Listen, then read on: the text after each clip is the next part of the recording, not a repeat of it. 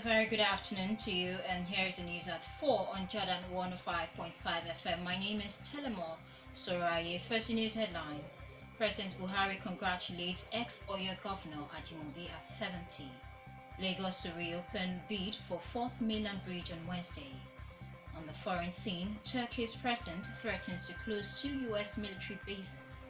In entertainment, Didi hosts star-studded 50th birthday party. And in sports, Fenerbahce offers the speaker. The Federal High Court in Abuja on Monday ordered the transfer of Soko Oil field from Bayelsa State to its rightful owner, Rivers State.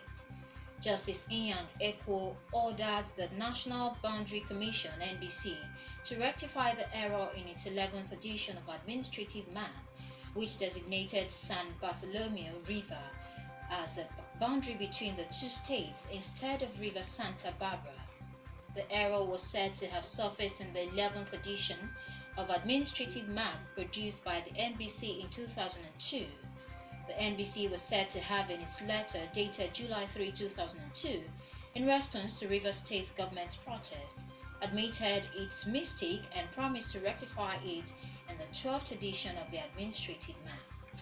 The Arawa Consultative Forum (ACF) has condemned in strong terms the killing of aid workers by Boko Haram terrorists in Borno State.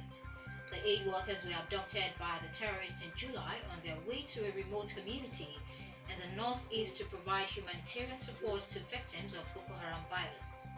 The forum's displeasure was contained in a statement signed and issued by its National Publicity Secretary Alhaji Muhammad Ibrahim in Kaduna on Sunday. Coming up next is the foreign news. United States and Turkey after Washington warned of sanctions over Ankara buying Russian arms.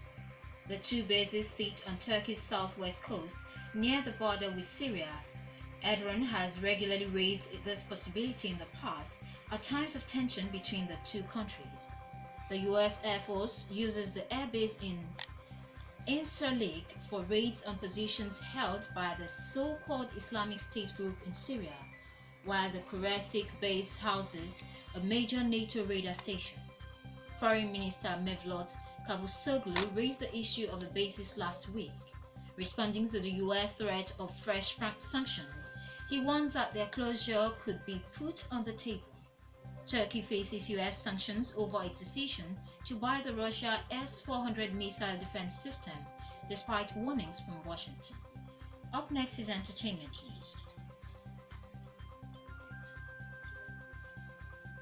American rapper and hip-hop mogul Sean John Combs, better known as Diddy, over the weekend hosted friends and celebrities at his 50th birthday party. Diddy, whose birth date is originally November 4, celebrated it on Saturday in a star-studded affair at his multi-million-dollar home in Los Angeles. In attendance were celebrities such as Kim Kardashian and husband Kanye West, her sisters Khloe Kardashian and Kylie Jenner, Cardi B and Offset, Usher, Naomi Campbell, Snoop Dogg, Kevin Hart, Nelly, Mary J. Blige, and more. According to TMZ, the attendees were entertained by Mary J. Blige, Usher, Lil Kim, and Dougie Fresh. Last year, the record label boss celebrated his 49th birthday by jumping out of a plane and landing on the grounds of the Playboy Mansion. Diddy and his family have had a rough year following the loss of his former girlfriend, Kim Porter. Porter was the mother of 3 of Diddy's 6 children. They began dating in 1994 and eventually broke things off in 2007. Kim Porter died of lobar pneumonia in her Los Angeles home on November 15, 2018. She was 47. Up next is the sports news. Fenerbahce has joined the race to sign Nigerian-born Henrik Onyekuru, according to Sports Extra. The 22-year-old Monaco forward is poised to move away from the Principality club when the January transfer window reopens, though his destination remains uncertain, according to a report on Turks Football. Onyekuru has been strongly linked with a return Galatasaray, where he played on loan from Everton before he completed a permanent move to Monaco. According to the report, Fenerbahce is willing to part with €3 million In a bid to lure Monaco to sell to its unsettled Nigerian forward. The young lad failed to settle in the French League One since Monaco paid £12.5 million to sign him last summer. Onyekuru has only made 2 league starts for Leonardo Jardim's side, both in August. Let us consider this. You'll never be brave if you don't get hurt. You'll never learn if you don't make mistakes. You'll never be successful if you don't encounter failure. With that, we come to the end of the news at 4 as edited by Demola Ekundayo.